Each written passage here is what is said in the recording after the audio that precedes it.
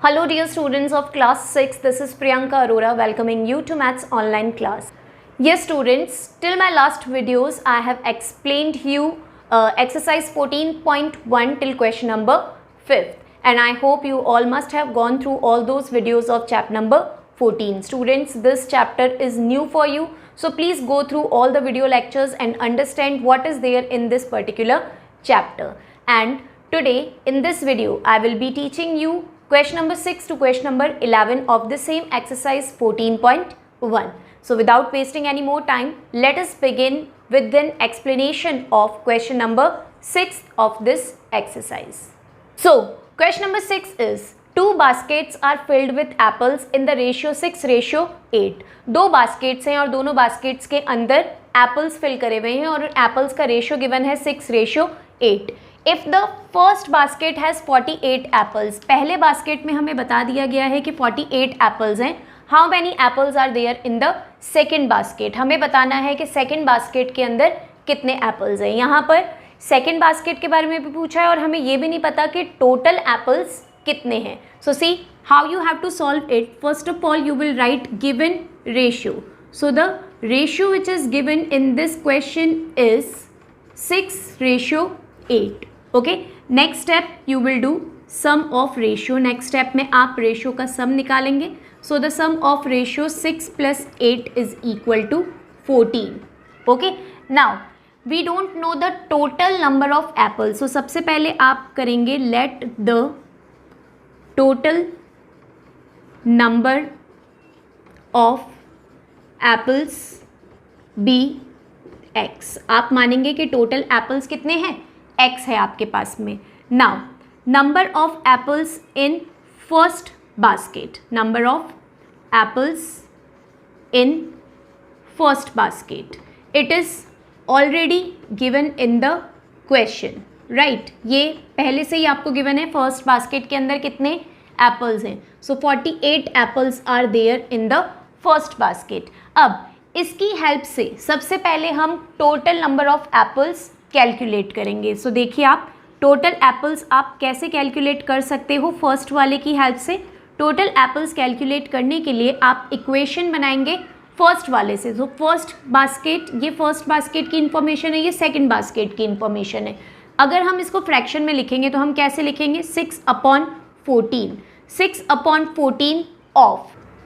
आपको मैंने जब क्वेश्चन नंबर 4th और 5th एक्सप्लेन किया था तब मैंने आपको बताया था कि कोई भी गिवन क्वांटिटी को किस तरीके से गिवन रेशियो के अंदर हम डिवाइड करते हैं. तो उसमें मैंने आपको ये कंसेप्ट बताया था कि किस तरीके से आप फ्रैक्शन में अरेंज करते हैं रेशियो को एंड देन उसको हम टोटल से मल्टीप्लाई करते हैं. तो टोटल यहाँ पर गिवन नहीं है हमारे पास में, टोटल यहाँ पर हमने x माना है. तो 6/14 को आप x से मल्टीप्लाई करोगे. यहाँ पे टोटल हमने x लिया बट फर्स्ट बास्केट की जो वैल्यू है वो गिवन है. तो इसकी इक्वेशन हम इस तरीके से फ्रेम करेंगे, इक्वल टू के उस तरफ 48 आ जाएगा. दैट मीन्स ये फर्स्ट बास्केट का रेशियो है.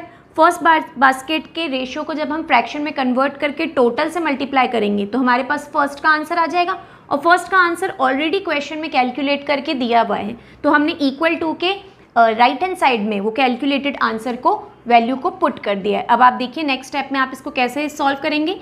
ये जो 14 है यहाँ पर डिवाइड में है, इस डिवाइड को हम उस तरफ ट्रांसफ़र करेंगे. जब हम डिवाइड की वैल्यू को अदर साइड ट्रांसफ़र करते हैं तो वो हो जाती है मल्टीप्लाई. आप इस 6 और x को इधर ही प्लेस करिए. 48 मल्टीप्लाई बाय 14. इस 14 को आपने उधर ट्रांसफ़र किया तो ये न्यूमरेटर में 48 के पास में चला गया, बिकॉज यहाँ डिवाइड है तो इधर जाके मल्टीप्लाई हो जाएगा. नेक्स्ट स्टेप में क्या करेंगे, आप इस 6 को आप उस तरफ ट्रांसफ़र करेंगे और 6 यहाँ पे मल्टीप्लाई में, आप देखिए 6 और x के बीच में मल्टीप्लाई का साइन है. तो जब ये 6 उस तरफ ट्रांसफ़र होगा तो ये डिवाइड में हो जाएगा. तो x is equals to 48 × 14/6. Okay, ये 6 डिवाइड में आ गया. अब आप कैंसिल करिए. 6 1 = 6 एंड 6 8 = 48. Then multiply. 8 और 14 को मल्टीप्लाई करेंगे आप. 8 4 = 32, 8 1 = 8, then 3 is equals to 11. So 112 apples. x हमने किसको माना था, x हमने यहाँ पे माना था टोटल नंबर ऑफ एप्पल्स को. दैट मीन्स हमारे पास टोटल एप्पल्स की वैल्यू कितनी आ गई है, टोटल एप्पल्स की वैल्यू हमारे पास आ गई है 112. ओके, अब एक बार जब आपके पास टोटल एप्पल्स की वैल्यू आ गई है तो आप सेकेंड बास्केट में कितने एप्पल्स थे वो इजीली कैलकुलेट कर सकते हो। किस तरीके से, देखिए, number of apples in second basket, इतना लिखने के बाद में आप सेकेंड बास्केट का रेशियो सेट करेंगे, मींस फ्रैक्शन बनाएंगे। सेकेंड बास्केट के अंदर कितना था, 8, so 8 will come in numerator and total of ratio will come in denominator, so it will be 8/14। Now we will multiply by the total number of apples. यहाँ पे हमने x से इसलिए मल्टीप्लाई करा था क्योंकि फर्स्ट बास्केट का जब हम निकाल रहे थे तो हमारे पास टोटल वैल्यू नहीं गिवन थी, that's why we have multiplied here by x, और फर्स्ट बास्केट की वैल्यू गिवन थी तो यहाँ पर हमने वैल्यू ऑलरेडी पुट कर दी थी। सेकेंड बास्केट की वैल्यू हमें कैलकुलेट करनी है, गिवन नहीं है, तो हम कैलकुलेट तभी कर पाएंगे जब हमारे पास टोटल एप्पल्स गिवन हो।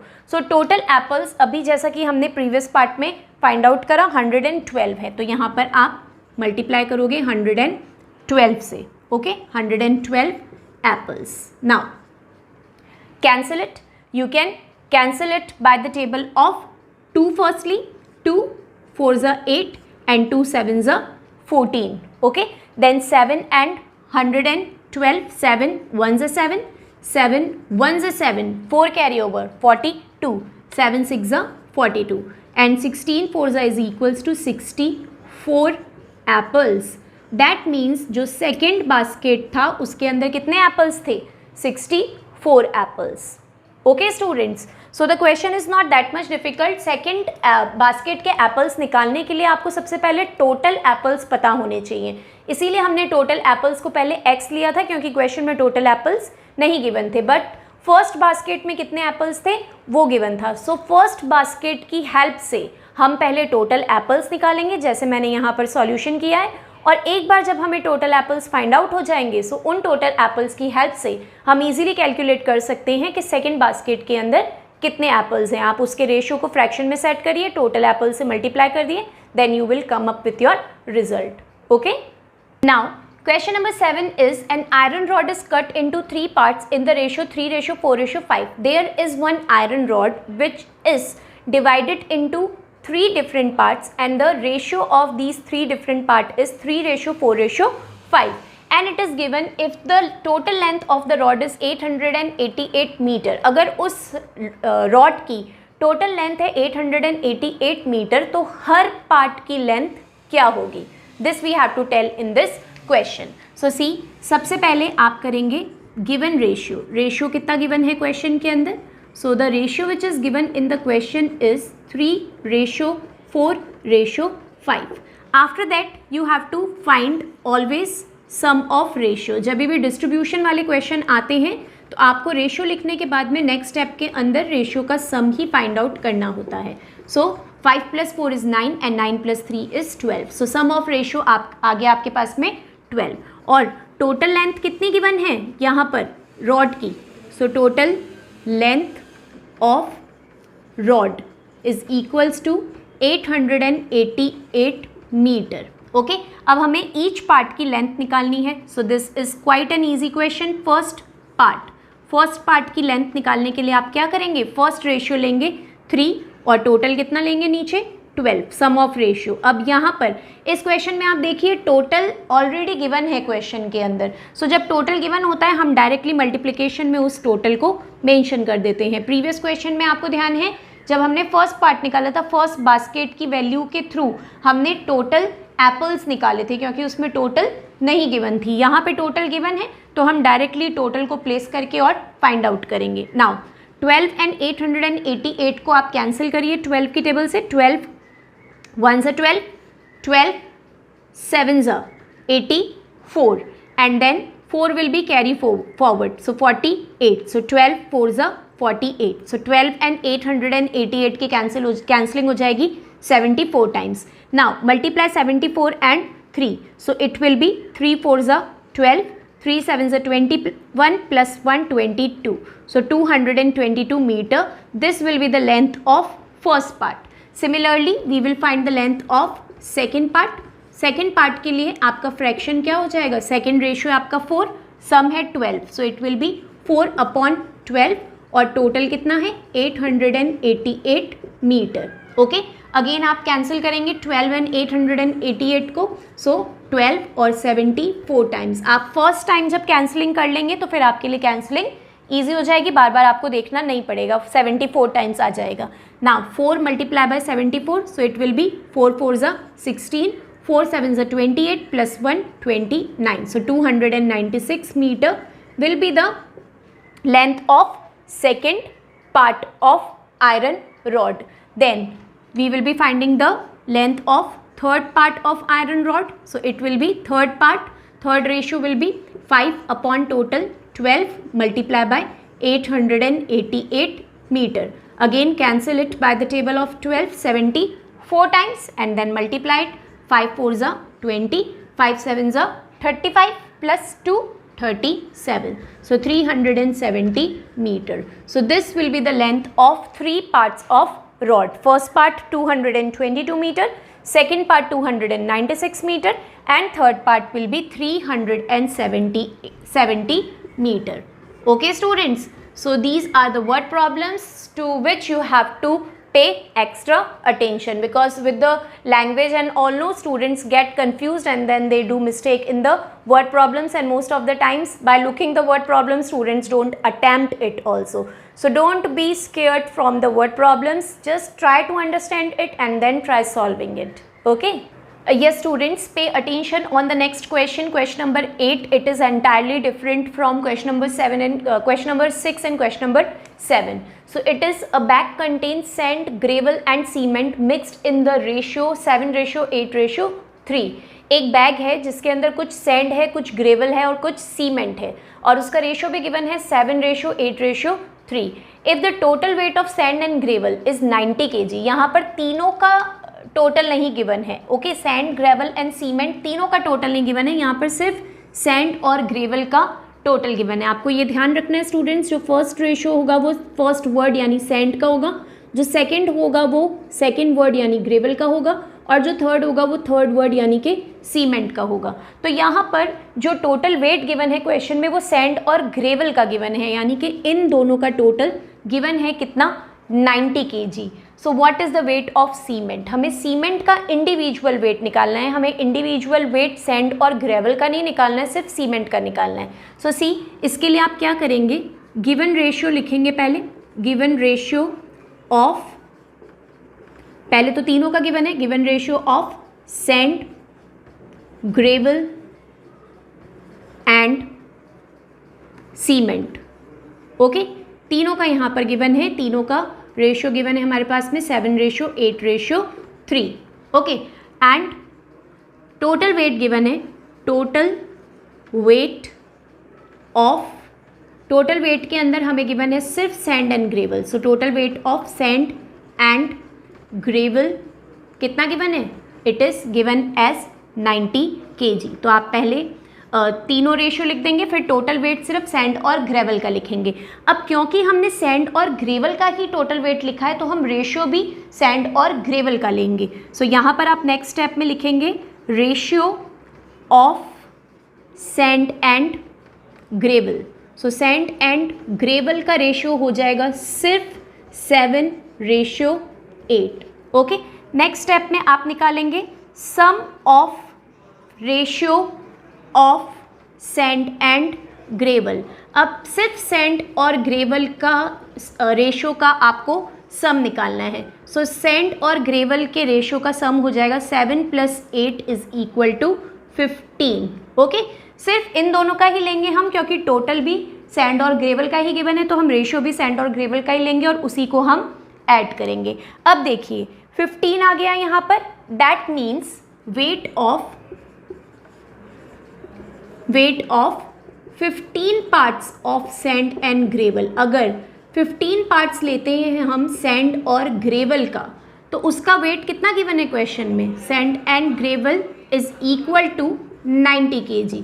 15 पार्ट्स का 90 kg गिवन है. 15 के बाद में हम क्या करेंगे, हम पहले एक पार्ट का निकालेंगे, weight of 1 part of sand and gravel, 1 part of sand and gravel. कभी भी ज़्यादा पार्ट का गिवन हो और हम 1 पार्ट का निकालते हैं तो उस केस में हम करते हैं डिवीजन. सो यहाँ पर आप 90 kg को डिवाइड करेंगे 15 से। सी 15 पार्ट्स का गिवन है 90 kg। 15 कहाँ से आया, जब आपने 7 और 8 को प्लस करा। तो ये सैंड और ग्रेवल का टोटल है रेशियो का, और सैंड एंड ग्रेवल का अमाउंट कितना गिवन है 90 kg। सो इसको हमने इसके इक्विवेलेंट रख दिया।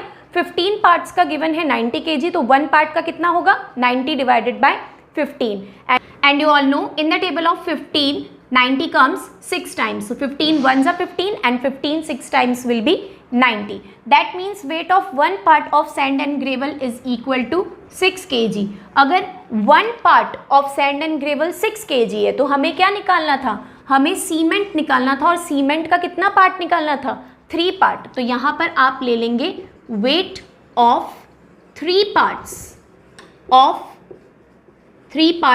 of cement is equal to 3 parts निकालने के लिए आप क्या करेंगे 6 kg को 3 से मल्टीप्लाई करेंगे। So 3 6 is equals to 18 kg।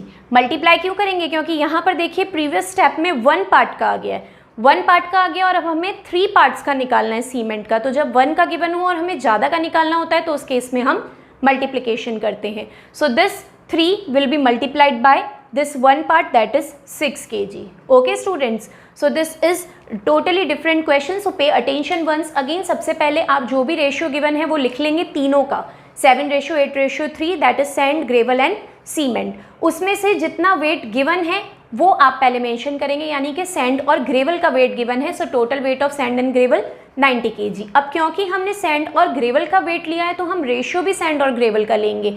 So ratio हो जाएगा 7:8।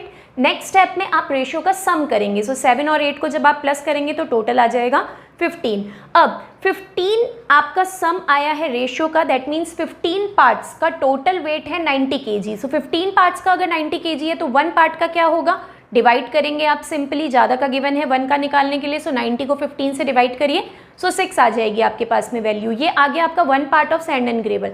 अब आपको 3 पार्ट्स ऑफ सीमेंट की रेट निकालनी है। सो 1 की गिवन है, 3 की निकालनी है। सो 3 पार्ट्स निकालने के लिए आप जो भी 1 पार्ट का आया है उसको 3 से मल्टीप्लाई कर देंगे। सो 6 kg को जब आप 3 से मल्टीप्लाई करेंगे सो 18 kg। Therefore the weight of cement will be 18 kg। Clear students? Now the next question is Priya and Bala share 24 pieces of chocolate in the ratio 1/3 ratio 1/5। प्रिया और बाला ने 24 पीसेस टोटल चॉकलेट के share करे 1/3 और 1:5 में। हमें बताना है कि हर एक को कितना शेयर ऑफ चॉकलेट मिला था। Okay, so this is the simple question. पहले आप लिखेंगे गिवन रेशियो। सो यहाँ पर जो रेशियो गिवन है वो क्या है हमारे पास में, फ्रैक्शन में गिवन है। सो 1/3 रेशियो 1/5। पहले आप ये लिख देंगे।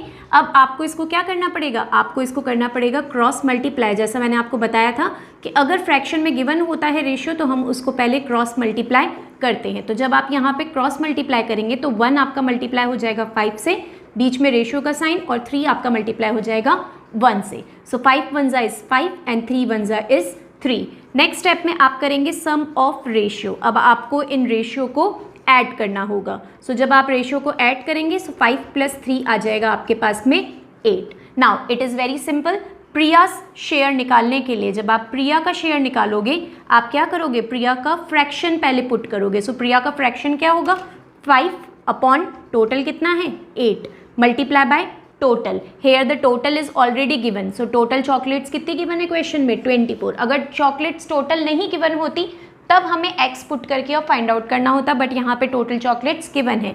सो हम मल्टीप्लाई कर देंगे 24 से। कैंसिल करिए simply, 8 1 8, 8 3 24। Now multiply 5 3 15। That means 15 pieces of chocolates जो हैं वो 24 में से किसको मिलेगी, प्रिया को मिलेगी। Okay, now we have to find out the share of Bala. So Bala's share is equal to, Bala का फ्रैक्शन कितना बन जाएगा, वो बन जाएगा यहाँ पर बाला का कितना था 3। सो 3 अपॉन टोटल कितना है 8। सो 3 अपॉन 8 और टोटल चॉकलेट्स कितनी थी 24। So multiply by 24। Cancel 8 and 24, 8 1 8, 8 3 24 and 3 × 3 is equals to 9 pieces of chocolates जो है वो बाला को मिल जाएगी। Now if you will add it 9 and 15 you will again get 24. So from 24 pieces Priya got 15 pieces and Bala got 9 pieces. Okay, so that was quite simple and this question is similar to question number 4th. Okay. Now students, question number 10th is the ages of two persons are in the ratio 6:9. दो person है, उनकी as का ratio given है 6:9.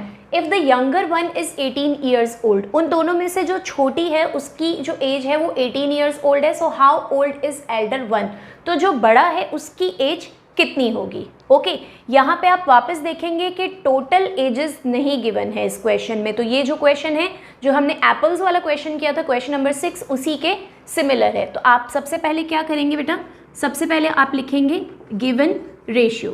तो यहाँ पे जो ratio given है क्वेश्चन में वो है हमको गिवन 6:9. सेकेंड स्टेप में आप क्या करेंगे, रेशियो का सम निकालेंगे. So sum of ratio is equal to what, 6 + 9 is equal to 15. ये रेशियो का सम गिवन सम आ जाएगा हमारा. Now age of younger one कितनी गिवन है, age of younger one is equal to 18 years. Okay, ये भी गिवन है हमको क्वेश्चन में.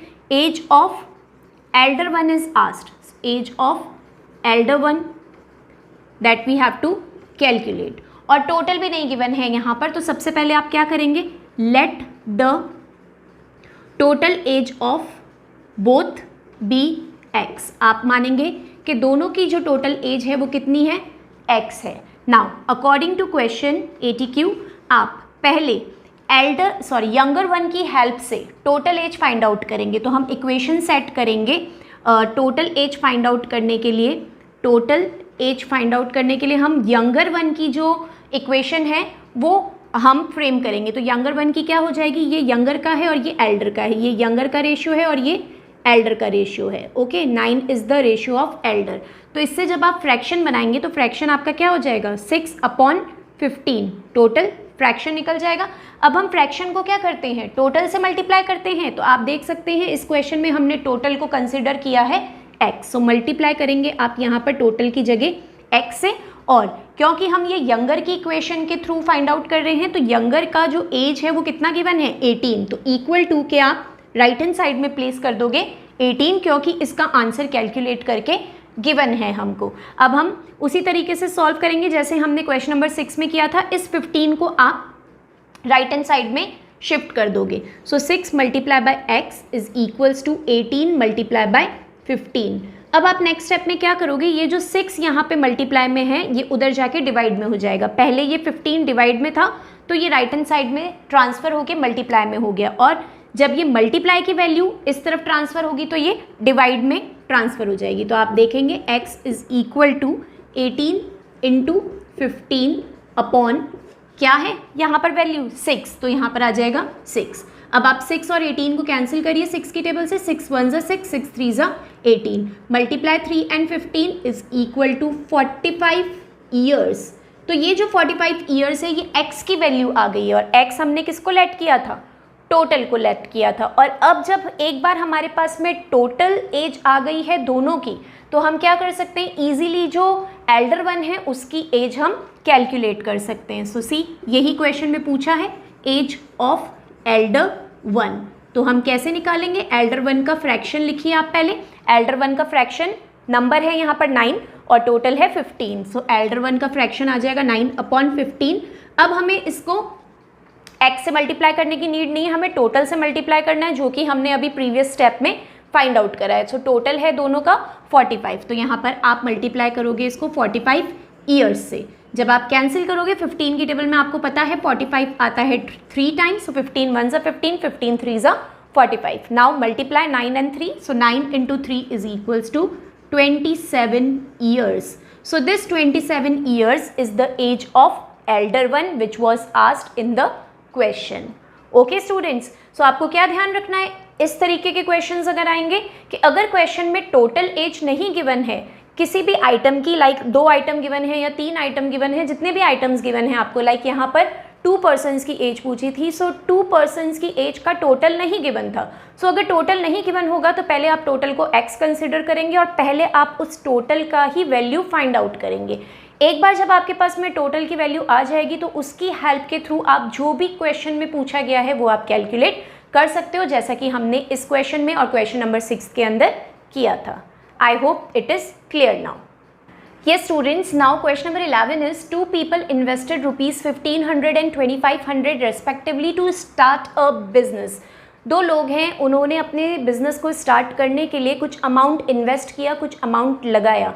तो फर्स्ट पर्सन जो था उसने 1500 रुपीज़ लगाया और जो सेकंड पर्सन था उसने 2500 रुपीज़ इन्वेस्ट किए. Now they decided to share the profit. अब अगर उन्होंने कोई बिजनेस स्टार्ट किया है तो ज़रूर बिजनेस के अंदर प्रॉफिट भी होगा और लॉस भी होगा. तो उन्होंने डिसाइड किया कि अगर उनको प्रॉफिट होगा तो उस प्रॉफिट का रेशियो, शेयरिंग रेशियो वो वही रखेंगे जिस अमाउंट में उन्होंने इन्वेस्टमेंट किया है. ओके, तो जो इन्वेस्टमेंट किया है इसी का हमको रेशियो फाइंड आउट करना है उनका प्रॉफिट शेयरिंग रेशियो कैलकुलेट करने के लिए.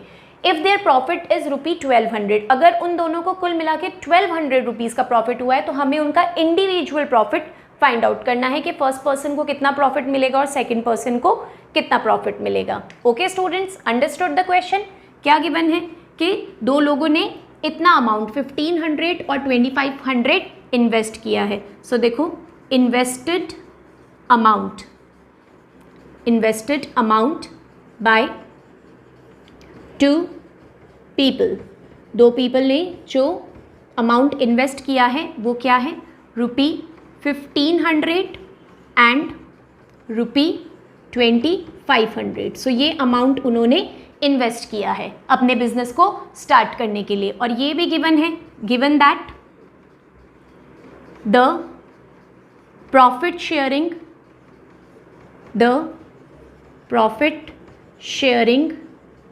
ratio will be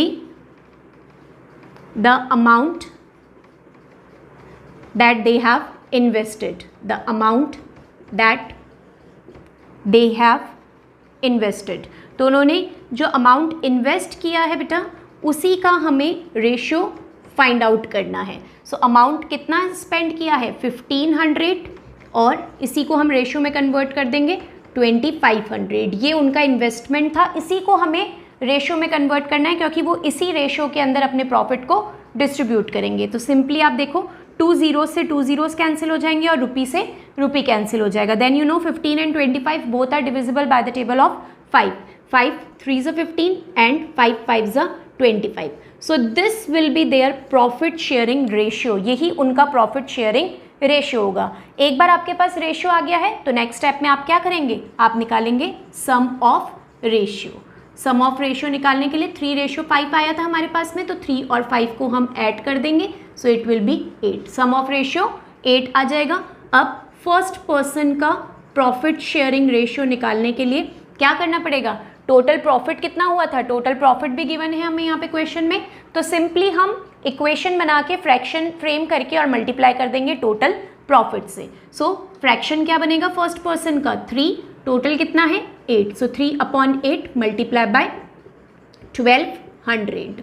okay, 3/8 multiply by 1200. अब आप कैंसिल करिए यहाँ पर, 8 1s are 8, 8 1s are 8, 4 carry over 40, 8 5s are 40 and 0, 15 3s are 45. So 450 rupees का जो प्रॉफिट है वो फर्स्ट पर्सन का हुआ है क्योंकि उसका इन्वेस्टमेंट 1500 था और उसका शेयरिंग रेशियो कितना आया, प्रॉफिट शेयरिंग रेशियो 3 आया. सो उसका अमाउंट हो जाएगा 450 rupees out of 1200.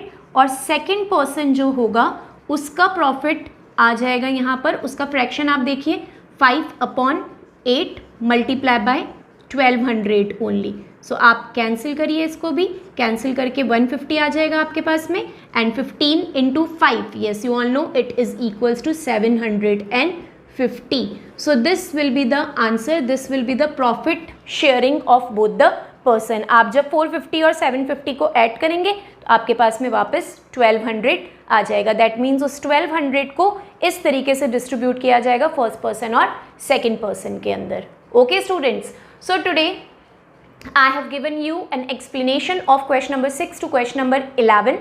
Total 6 questions I have covered in this lecture.